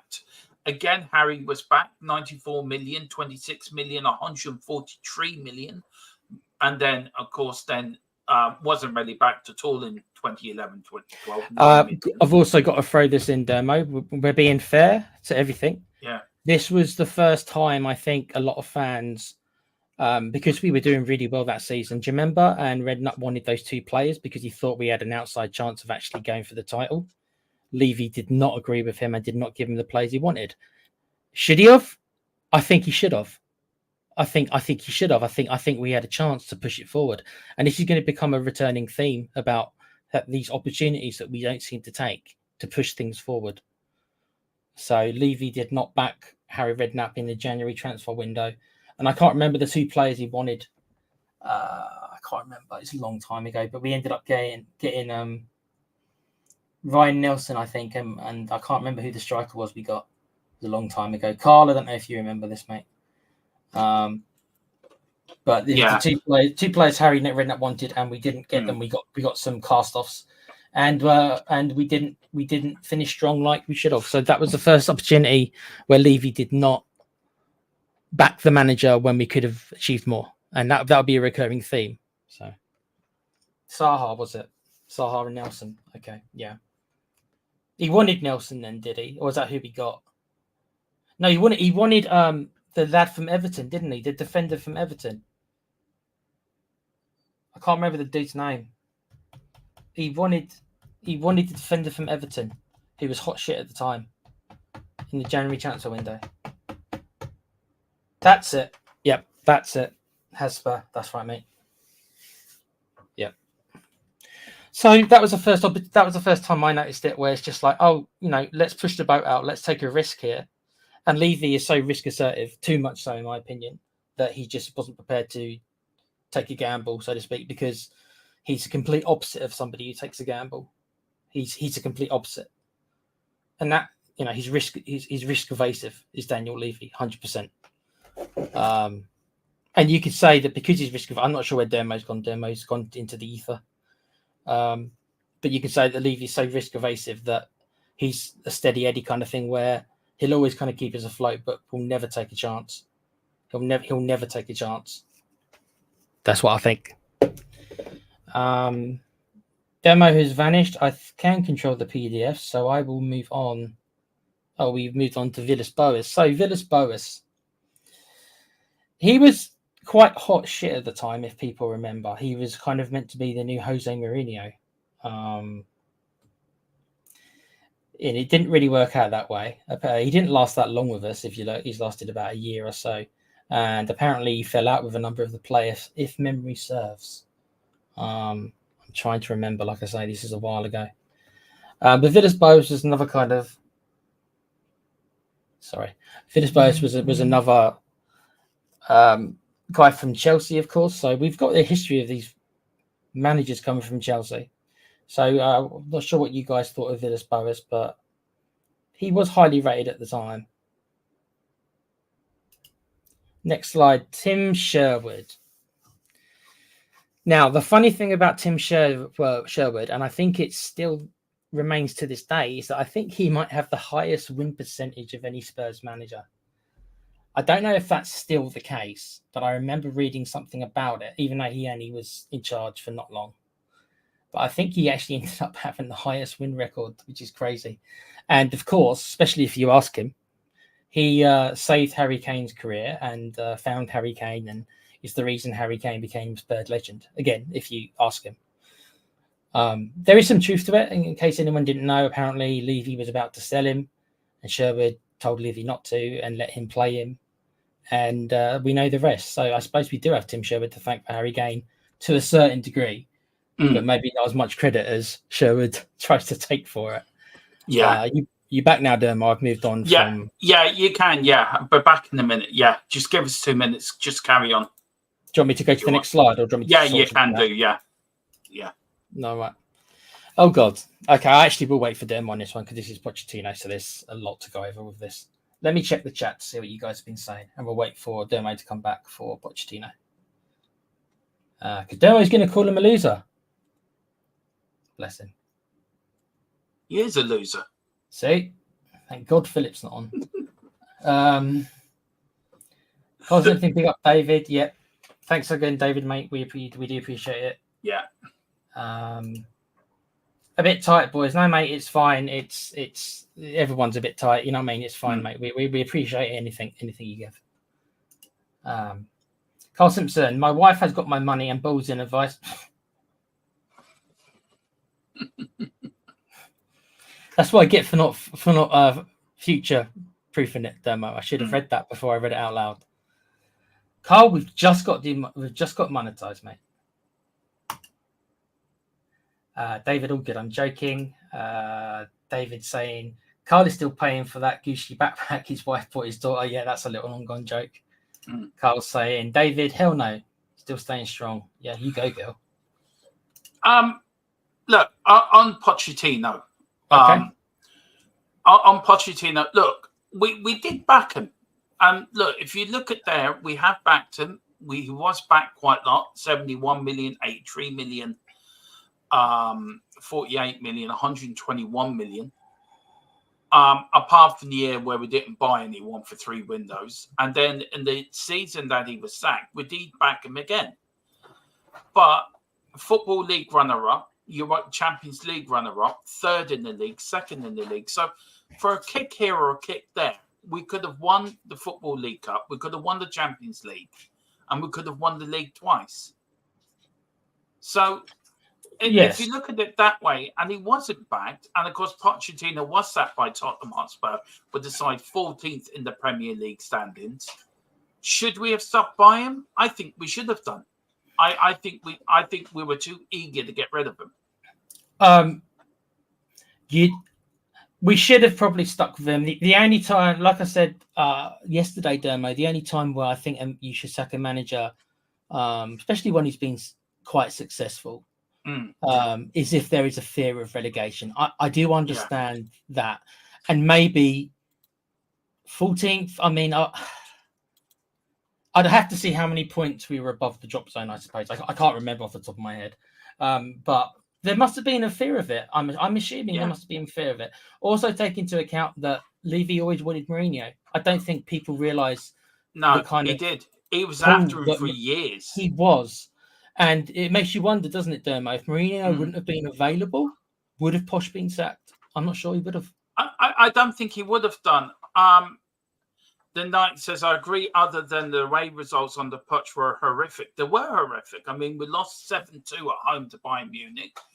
We didn't have a great start to that season, and it was a hangover from the season before, where we went to the Champions League final, where we were building a new stadium, and we were told at the time that the transfer budget was ring-fenced, that there was money there for players. Now, it proves the money wasn't there to buy players, because you look at the expenditure, you look at the players, money there to buy in was zero.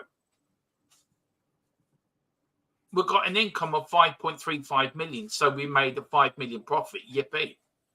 But every other season on the potch, we made an overall balance loss. You've got to remember that also. Apart from the first season. You've got to remember that what Pochettino also did, and I think maybe this is realistic to add to the whole thing, is that he was the manager under during our stadium move, right? So during those when we had to play. So I think that has probably affected how much money we had as well. And that probably, if you ask Levy anyway, will be the reason why we did not spend for like free transfer windows, because we were too busy investing in the stadium.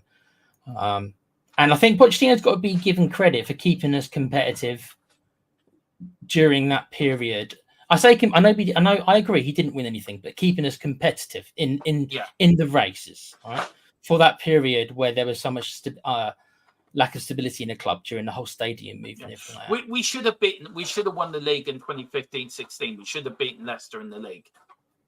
Well, that was obviously our best chance. Yeah, that was our best chance. It's the way we've run us up Chelsea. Look, maybe we should have done, maybe we shouldn't have done. But if you do look at it, he did have a good record.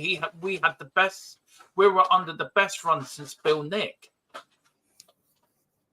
And calling them a loser is a bit harsh. In a technical standpoint, you're right, because a loser is somebody who doesn't win anything. But I think if you compare him to all the managers we've just gone through, maybe other than Redknapp, I think Redknapp's the only competition for him. And I love Martin Jol, but Martin Jol did not have the results that Redknapp did. No, that's the way it is. No. I think other than maybe Redknapp, he's kind of in a little bit of a class by himself. When you think about the modern age, him and Redknapp, the two that stand out for me in the modern age. I just want to quickly go through these last couple of managers. We had Jose Mourinho come in, sacked 5 days before a cup final. I will never understand why that was, but crazy move. But again, he was backed 110 million. He was backed, but as you said earlier, he wanted Kim and Jay, and he got the lad Jack from Clark. He got the lad from Cardiff, didn't he? The guy we just sold, the big guy. Jack Clark. Yeah. Then of course, Rodin. That's who I'm thinking about. Rodin. No, was it Rodin? Yeah, he wanted thingy, and we gave him Rodin from Cardiff, I think, wasn't it? Or Swansea. Yeah. Then we went for Nuno, the Garden Gnome, as I always call him. Always will call him the Garden Gnome. Even he was back 95.9 million. Then we had Antonio Conte For the love of God, I have never been to a more boring match than I went to AC Milan in that Champions League quarterfinal. It was, it was just. I walked out of that stadium. Me and Philip Brady both walked out of that stadium. Were you bored to tears, Dermo? Did you regret buying a ticket? We walked out of that stadium disillusioned with Spurs. That's how bad we were disillusioned. Is that the match we played Skip and Sarr in midfield? Yeah. No, that was the first game. No, we played Højbjerg in the second game. Okay. And I went over for 4 days. I did a 4-day channel trip for that. And of course, that is on the channel, guys. If you want to go back and look at that. We did a big thing. But Lord Jesus, it was horrendous. But look, Conte was just there for himself. Conte was just there for Conte. He needed the money. Apparently, he was back. Yeah. He fell into hard times. He was conned or something out of his money. Yeah, I can't remember. So yeah, he was in it for the money. I liked his personality. I didn't like his football. That's how I can describe it. Yeah. And then, of course, we end up with Ange Postecoglou. He's been backed last 23-24. 272 euro was spent. 0.10 million euro was spent on players. So far this year, we've spent 148, nearly 150 million on players, plus with a window a few days to come. Now, some of these transfer windows, guys, and some of the managers was when we changed managers halfway through. But they're still the whole. And also, Dermo, like I said earlier, you got to remember is that some of these will be increased now because obviously we are now in a much bigger state. You know, we did go from 35,000 to 55,000. Yeah. So look, we still made a loss of 151 million over our balance last season. Yeah. Already this season, we're at nearly 100 million loss. So there's a lot. I think Ange will take us to the promised land. Ange will get us there. We've just got to be patient. But we do have to be patient. It depends what you. It depends what you mean by define the promised land to me, Damo. Winning a trophy. Or any trophy. Yeah, it's like Moses going up the hill and coming down with anything in his hand. I will follow that man anywhere. Okay, so I don't see us winning the league, but a trophy should. Why not? Because there's too many obstacles. Why is there too many obstacles? What's in our way? I can think of Man City and Arsenal. Man City are going to get thrown out of the league. So well, let's. If that happens, then ask me again, Dermo. I'm going to end this stream in a delusional mood. I started it in a bad mood. I know. We have to let him go back to. We have to let his final form come back. We've got the nice Dermo and James, which is right. Dermot is my adopted name. Is my Dermo and James. James is my adopted name. I was adopted as a child, but when I moved back to Ireland, my mother called me Dermot. I went back to my birth name, which is Dermot. So I am James, and my adopted name is James. That is my adopted legal name. But you're the real Tottenham stick, Dermo, not me. But my adopted name is my birth name is Dermot. I prefer Dermot anyway, so I don't. We just call you Dermo, don't we? I prefer Dermot anyway. I do not like my adopted name. I prefer my birth name, so that's the reason I run with it. If I could magically make you two of the head of football operations at Spurs, where would you lads look to strengthen and improve? Me personally. I redevelop our scouts network. Right. So I think he means you, Tequila. Maybe he called you James. You're Tequila anyway. Yeah. I'm not James, sorry, but that's cool. Mate. For this, we'll call you James. You can call me James if you want. I've been called worse. Right. I would redevelop our. I think I agree with you. Our scouting network. And our we've got a great youth academy. Our scouting network. That's what I would redevelop. I agree with you on that. Knights of the Republic. You, something? I think our academy, we're showing signs of having a couple, but coming through. But I think at the grassroots levels for us, we really need to be creating a little bit like Liverpool seem to always have a really good conveyor belt of young youth players, specifically under this ownership. I know you've asked what I would do, but that is where you're going to get the most bang for your buck. But the thing is, with stuff like that can take 10, 15 years. And also another thing I do is a little bit like the Ajax model, if you guys know that, what I mean by that, where up and down the whole hierarchy of the club, they're all taught to play a certain way. So it's a 4-3-3 over in Holland. I'd like to see Spurs do that, come up with their own way of playing, so that all the players learn to play that style of football, pass and move, stuff like that. What Spurs are known for. So really get start at the ground level, the grassroots. Yeah. Get the whole club to play that certain way. Yeah, he said sorry, tequila. He meant. Oh, no worries, mate. It's fine. Yeah. Yeah, but just to let you know, I was just letting you all know. Mourinho was shafted by Levy. He was. Oh, Nuno, the man had as much charisma as a player. He was the garden gnome. He was a statue, wasn't he? Yeah. He was, yeah. I see him a lot in garden centres, you know. Is he still making you proud? Because he told me he was going to make me proud. Yeah, I went to one pub before a game and he was sitting in the back of a pub. Just sitting there. Does what he normally did. I understand Tottenham were close to signing Dortmund centre-back this week, but the 20-year-old has failed his medical. Unclear if TIC-TOC will pursue other defensive. Okay. Carl, could he play left back as well? If so, that would be the perfect signing, wouldn't it? Yeah. We could win the league on the club, like figure Spurs only. Yes, true. Targets are certainly no. We're just going through these very quickly.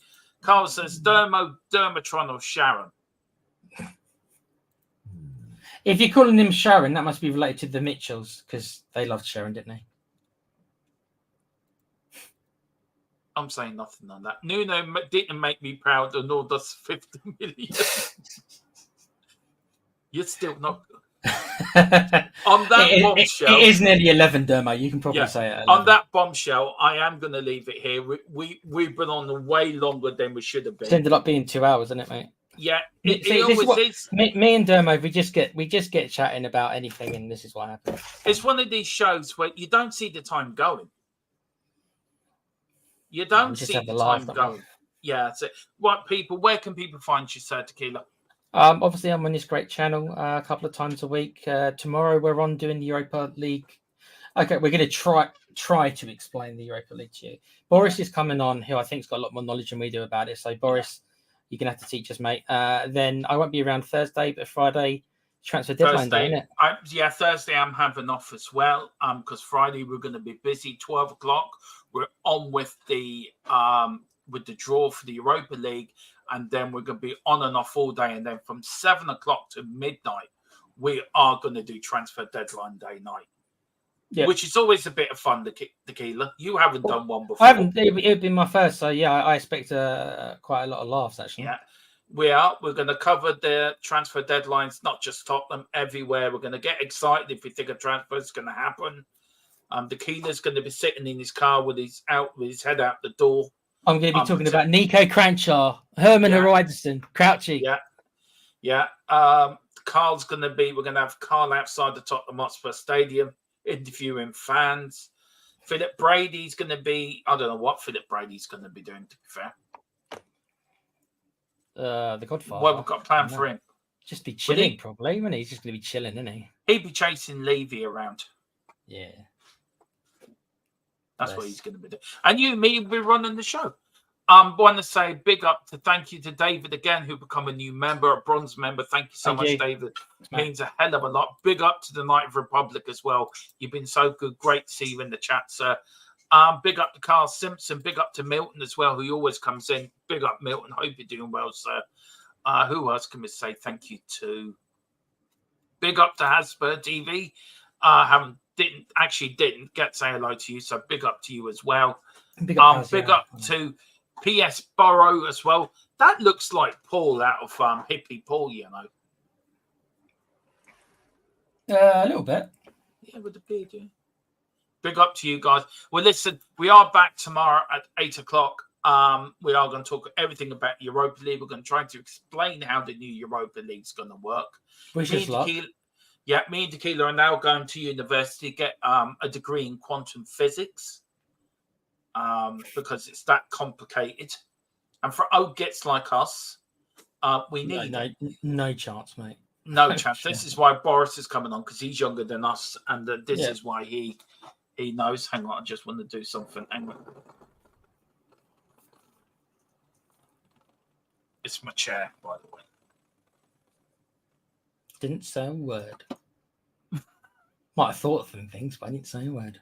I know you thought of one other thing. Anyway, thank you all for watching. It's been a great show. Look, you can have your say on Levy. You can have your debate on Levy, but always leave it respectful and always leave it respectful. And that is it. But what we've got coming up? Oh, yeah. Sorry, forgot to say. What we've got coming up for the Newcastle game, Tequila? We've got Tottenham Team Talk. We've got you and me predicted lineup. That's coming this week. We've got a new show for members. Me and Tequila's pre-match thoughts. So that's only going for members. So, David, you're getting that. And Stephen Cartwright. And a few members that are now being retained as members. You will get that. So that will go to you first. And then it will go out to non-members. Predicted lineup will go to members first and then non-members afterwards. And then, of course, you've got your member show after the Newcastle game.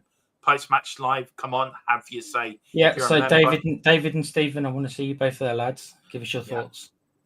Okay. God bless, lads. God bless you, United Republic. Whatever you do, enjoy yourself. Come on, you Spurs. In Big Andrew we trust. We never stop. And do you want to take us out, Tequila? Yes, of course. Excuse me. Quiz. Lovely. After you've coughed up a curveball. Hairball, yeah. Hairball. Just do it one more time for the crack. Quiz.